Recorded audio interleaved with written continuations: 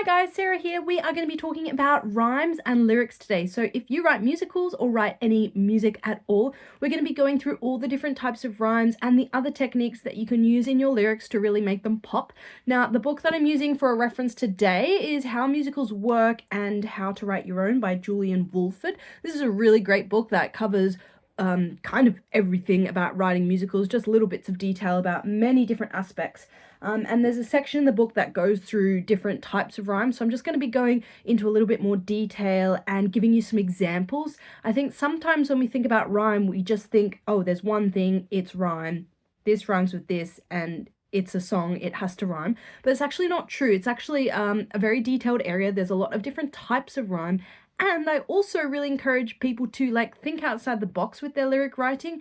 And I always think that lyrics don't have to rhyme, or they can use other techniques to make them pleasing to the ear other than rhyme. And at the end of the day, you can learn all fancy stuff about rhymes and it's really interesting, but I believe writing from your heart will get you the best lyrics. And I'm sure there are many, many great songwriters and composers who do not know all the technical stuff and definitions of rhyme types and all that, who write fantastic lyrics because the best ones come from your heart. So we are going to get started straight away. And the first one that we're going to talk about is perfect rhyme, okay? So a perfect rhyme is when one word rhymes perfectly with another word. It's not like nearly rhymes, it exactly rhymes, right? So just to give a quick example off the top of my head, like the word now and the word how. It exactly rhymes. So it's the same sound with a different consonant at the front, yeah? A different letter at the front, but the same exact sound. And it creates a perfect rhyming sound. Now, some lyric writers, some music theatre writers are perfect rhyme snobs. Not snobs, but they really value the perfect rhyme. And I can understand that because there is this idea that a perfect rhyme has a much more satisfying or a much more pleasing sound to the ear than an imperfect rhyme. So an imperfect rhyme, for example, would be like together and forever. And many songs use that rhyme, like as an example, together and forever. But it doesn't actually rhyme, right? Together has the TH sound, forever has the V sound. So it's like an almost rhyme.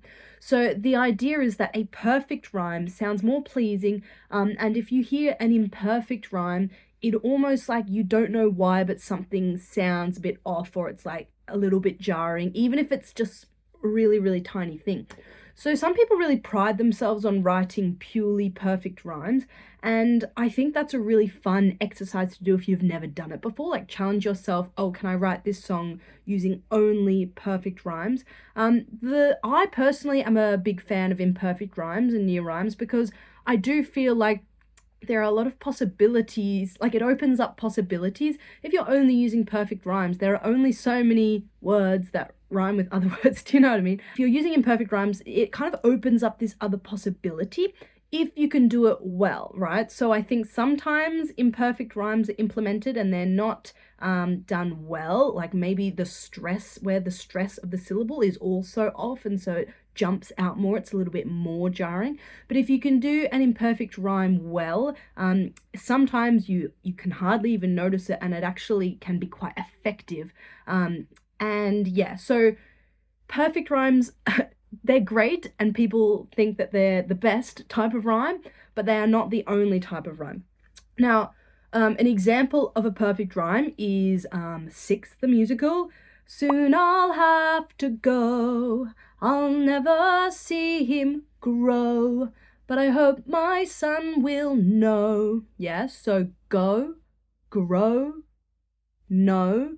They're all this O sound with different consonants at the front. But the last line of the lyric is an imperfect rhyme. Hope my son will know, he'll never be alone. Yeah, so it's still that same O sound, but the word alone has a N at the end. Alone does not rhyme with go, grow, know, right? So it nearly does. It's got that same vowel sound, but it is an imperfect rhyme. Alone rhymes with stone, you know what I mean? But it does not rhyme with go. So that's a little example there where you've got some perfect rhymes and an imperfect rhyme as well. So within our perfect rhyme situation, there are three subcategories. There is single, double, and triple rhymes. Now these are sometimes also called masculine, feminine, but to keep it simple, I'm just going to call them single, double, and triple. Now, sometimes it can be a little bit confusing. People think that the single, double, triple has to do with how many syllables are in the word. So for example, single, stone, and phone. Both words have one syllable. Double, baby, maybe. 2 syllables, double. But that's not true. Single, double, and triple rhymes more so have to do with which syllable the stress falls on in order to create the rhyme. So for a single rhyme, it doesn't matter how many syllables are in the word, as long as the stress and the part that is rhyming falls on the last syllable, okay? So stone and phone is a single perfect rhyme, but to use another example from a musical in Mean Girls, when it goes, I'm astounded and nonplussed, I am filled with calculus. Yeah, so nonplussed is rhyming with calculus. Yeah, so the words and parts that are rhyming have multiple syllables, but it's that end one that has the emphasis, and it's that end one that is rhyming, right? So plussed, one syllable, one sound, plussed is rhyming with lust. Yeah, it doesn't matter if it's calculus, it's the last syllable of the word or the phrase which is containing the rhyme. Nothing comes after it. Plussed, nothing comes after it. New line starts. Lust, it's the end. The rhyme happens on the very last syllable. So that is single rhyme, okay, or a masculine rhyme. We're going to move on to a double rhyme now, or a feminine rhyme. So a double rhyme is where the emphasis and the stress and the rhyme takes place on the second last syllable. So again, it doesn't matter how many syllables are in the word or in the part that is doing the rhyming, but the emphasis and the stress is on the second last. That is where it's doing the rhyming. So our example is from Little Shop of Horrors. Still that Seymour's a cutie. Well, if not, he's got inner beauty. So the stress is on the second last part. Cutie, beauty. Yeah, we don't say the word beauty. We say beauty. And the T at the end is just like a little after. Beauty, cutie. So the stress is on that second last syllable. That is a double rhyme. There is the 2 syllables and the stress, 2 or more, and the stress is on the second last one. Triple, you can probably guess, it's the exact same concept, but the emphasis and the stress is on the third last syllable. So, for example, rhyming the word breeziness with cheesiness, okay? Cheesiness, we've got at least 3 syllables in that rhyming portion, and the stress or the emphasis is on the third from the last. Cheesiness, breeziness, yeah? So it's not stressing the last bit, it's stressing the third from the last, yeah? So they are the 3 subcategories of our just typical perfect rhyme. It's a little bit confusing, and I hope I explained it in a way that makes sense, but it's all to do where the emphasis is on the syllables, okay? So the emphasis right at the end, second to last syllable, and third to last syllable. That is your single, double, triple. We are going to move on now to composite rhymes. So next up, we're going to talk about composite rhymes. Composite rhyming is where you rhyme one word, and then the thing that rhymes with it is multiple words, so more than one word. And this, I feel, is a great way to be creative when you're doing your lyric writing. It's a great way to rhyme with a certain trickier or longer word using multiple words in what you're rhyming with. And when you hear them and it's perfectly rhymes and it's a composite rhyme, it can be one of those moments when you hear it and it's like, oh wow, like that is so clever. How did they manage to rhyme that?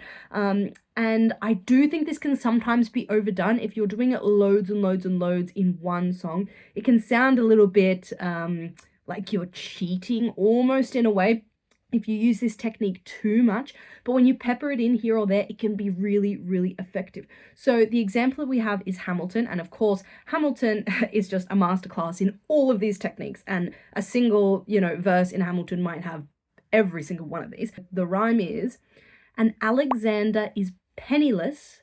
That doesn't mean I want him any less. Okay, so one word, penniless, is rhyming with two words, any less. Okay, so one word is rhyming with more than one word to create a perfect rhyme. The only issue I have with this particular rhyme, which we'll talk about a little bit more later, is where the stress falls can also be really important and needs to be matched between your rhyme, whatever type of rhyme you're using. So the stress needs to match in the first part and in the rhyming part. And I don't think that's the case with this Hamilton example. So the lyric is, an Alexander is penniless, and in the word penniless, the emphasis is on the pen, penniless. The less part is not stressed. That doesn't mean I want him any less. In any less, less is the stressed part, right? You'd say, I don't want him any less. I don't want him any less. You wouldn't say any less, any less, any less. You wouldn't, so penniless, penniless, and any less have the opposite stress pattern. And that's the only thing that it's like, oh, but they get away with it through how it's performed, through how it's articulated by the performer, and they carry it off. But stresses is one really big thing to consider, and we will talk about it more a little bit later in the video. We're going to talk about internal rhyme now. Internal rhyme is where there's a rhyme within the line that is not the main rhyme. So it's like a little extra bonus. So if you have a rhyme scheme that is A, B, B, right? The end of the first line might end on a certain word. It might rhyme with the same rhyme at the end of the second line, but within those lines, there is something else that rhymes. And my favorite example of this is Fine, Fine Line. It's even in the title of the song from Avenue Q.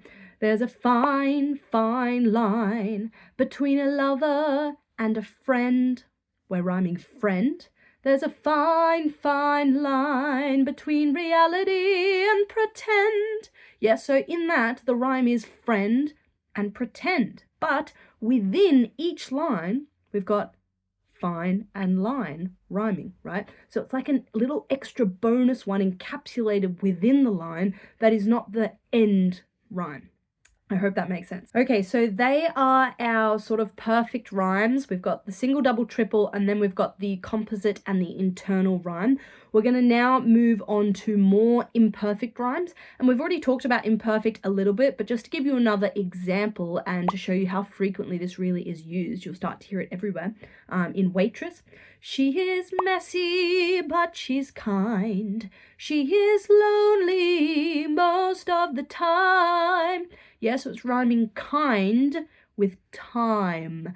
It's got that similar vowel sound, but it is not a perfect rhyme. We have paper rhymes, which is something that looks like it should rhyme on paper, so it maybe has the same spelling, but it does not sound the same. So the word cough looks like it should rhyme with the word enough, but they don't sound the same. And when we're talking about music and songwriting, it all comes down to what they sound like. So paper rhymes is an interesting one. And we have what we call identity rhymes. Now, I personally really like identity rhymes. Again, some people really don't, but it's basically where you're rhyming the exact same sound, okay? And this is sometimes done where it is the exact same word with the exact same meaning. And this can be done very effectively, right? If it's done in a certain way, it can be used like repetition of a certain word. It's kind of like rhyming a word with its own word. For me, that always feels a little bit off for some reason. Some songs do it really well.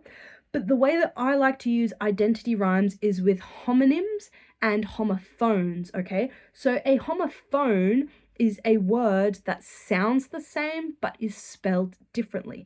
And these are fantastic rhymes to use because they are a perfect rhyme. In fact, it's almost more perfect, in my opinion, than a perfect rhyme because the word sounds exactly the same. Not the same second part with a different consonant. It's exactly the same sound, but it's a different word. It has a different meaning. And when the listener is hearing it, of course, they're going to be visualizing the separate word. So in my opinion, it counts as a separate word, but it's even more perfect than a perfect rhyme. So an example would be write and right. Okay, so just to make something up for you, it could be, I love the way I write.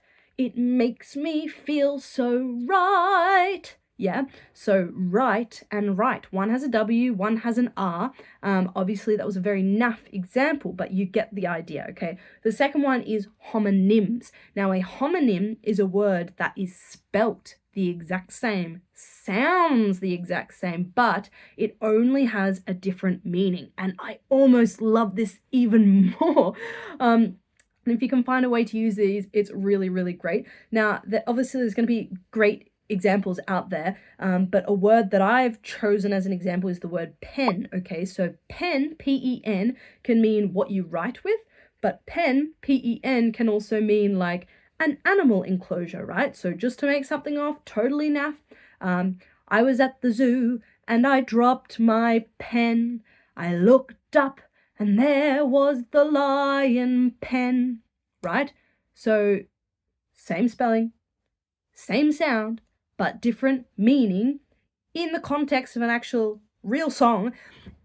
It can be used very effectively, okay? Again, some people think it sounds ick and it's cheating, and it definitely does have a different sound to a perfect rhyme, but it's just another technique that can be really fun to play with. Now, if you are not using rhymes, or even if you want to add a little bit more spice to your rhymes, there are other literary techniques and wordplay techniques that we can use to really make our lyrics pop. Now, the first one is called consonants. So consonants is where you are using a repetitive consonant to create effect. So an example is, again, in Hamilton, you are paranoid in every paragraph, how they perceive you. Yeah, so there's a bunch of P's all together. Now, this can sometimes be used like in a patter song or like for comedic effect, but you can see here how it's that plosive P sound. It's getting across that emotion. I'm pissed off at you, right? You are paranoid in every paragraph. It's quite an attacking sound, a P, such a hard plosive. So when you're thinking about the emotion of a moment or the emotion of a lyric or a line, it can be really great to use these techniques, not just in like a funny, silly, clever wordplay way, but in a more subtle way. So that's consonants, repetition of a certain consonant. And of course, we've got the flip side of that, which is assonance, and that is the repetition of a vowel sound. Now, we've got another Hamilton example here because it's just so great. And I'll read it out to you. The venerated Virginian veteran whose men are all lining up to put me on a pedestal, writing letters to relatives, embellishing my elegance and eloquence, but the elephant is in the room. So there was a little bit of consonance in there as well, but the assonance is really in this E sound, yeah? Embellishing my elegance and eloquence, but the elephant, yeah? Even in words that don't start with E, it's still there. My relatives, yeah? Pedestal, venerated, veteran, men. Like all of these words have this sound, and it just adds effect, right? There's rhyme in there, there is consonants in there, there is internal rhyme, but everything is with this assonance of this It's the repeated vowel sound, and it just makes it sparkle even more. We have, of course, alliteration, which is like consonants, but where the consonants are actually a little bit more in close succession. And I would say this is more what would be used for comedy effect or patter song, really. And of course, the example, I am the very model of a modern major general. My mother made me mash my mini M&Ms on a Monday morning, that kind of thing, where it's very, very like every single word is. We've got onomatopoeia, which is where the word sounds like the sound itself. So like bang, pop. Like the word pop sounds like a popping sound. And I think the biggest example of this would be chitty chitty bang bang, right? Chitty chitty bang bang, chitty chitty bang bang. And like that's the sound that the old car would have made. Chitty chitty bang bang, chitty chitty bang bang, right? Of the motor or the pistons or whatever. I don't know stuff about cars. But it creates a really cool effect to like paint that picture and paint that soundscape with the actual lyrics themselves, with words themselves. Some things to watch out for when you are writing your lyrics is firstly inversion. So this is where you kind of reshuffle the sentence to make it fit the rhyme. So just say you write out a sentence and the word you actually need to create the rhyme is in the middle and you want it to be at the end. It's shuffling around the order of that sentence to fit the rhyming scheme. And sometimes this can end up sounding really naff, and I call it like Yoda speak, right? So Yoda is all like, the force will you learn to use, instead of you will learn to use the force, right? And it's not how characters speak. And I think everything that we're talking about here should come back to, is this authentic to the voice of the character? Because you want your character's voice to be clear, not just in dialogue, but you want that clarity to also carry through to how they sing and their spoken voice. So if they are speaking very colloquially, and very kind of down-to-earth modern speaking, they're not all of a sudden going to start speaking in these very kind of like mannered, Yodery, roundabout ways. It wouldn't be authentic to the character's voice, and it kind of just sounds like you've cheated it a little bit.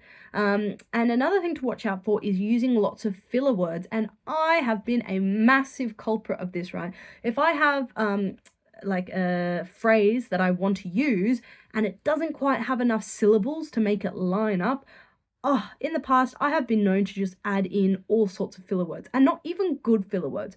Like, I think you can get away with adding in an adjective. For example, if you wanted the phrase to be, she was lovely, you could add in, she was beautiful and lovely, right? It's giving extra detail. You can get away with it. What I would avoid doing is, she was really lovely. Maybe you can get away with it. But if you then say, she was really, really lovely, like that's getting to the point where it's just like filler words. Or she was really lovely and really beautiful and really, it's like you're saying the same thing multiple times. So yeah, be careful with filler words and learn how to identify when you might be using them, and if you can find a way around it, and to just add extra value to the line rather than to just fill the line with extra words to make it, again, this, you know what I mean? If you feel yourself kind of doing this to kind of shove your lyric and your line into working, then maybe it's not working. I mean, to an extent, that is the entire art form, right? Condensing language and making it fit. But if you have to do too many of these, it can sound like it's cheating. And lastly, I just want to say once again that you do not have to rhyme things, or you can have internal rhymes but no end of line rhymes, or you can have phrases that don't rhyme at all, and sometimes that can be used for great effect. Or if your whole song rhymes and then you have one line that doesn't rhyme, that's also going to jump out, right? That might be intentional for that line to jump out and grab the audience and really disrupt the rhyming pattern. So, as long as you're doing things intentionally and for the right reasons, not just for laziness or I couldn't think of a rhyme, then anything is possible. And a great example of this is Matilda, right? When I grow up, I will be brave enough to fight the creatures that you have to fight beneath the bed each night to be a grown-up. I'm listening to that, I'm like, I can't hear a single rhyme in that line, do you know what I mean? But it's all this kind of juicy, chewy words that it feels fun to sing and it sounds effective, right? Another one is in Muriel's wedding, life is a competition. Life is a competition. Anything less than perfection takes you in the wrong direction. Training is competitive. Yeah, and all of these lines end on competitive, but they don't really rhyme anything with competitive, but the lines end on competitive. And it's a fun word to say, competitive, yeah?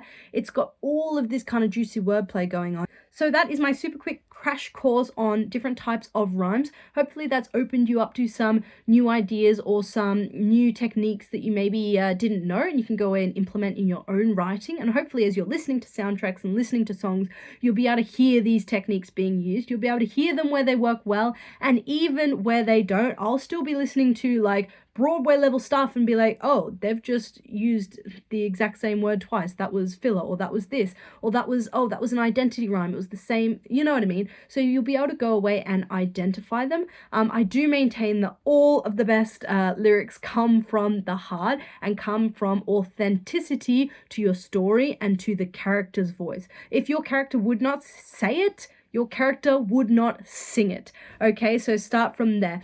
And yeah, I'll see you in the next video.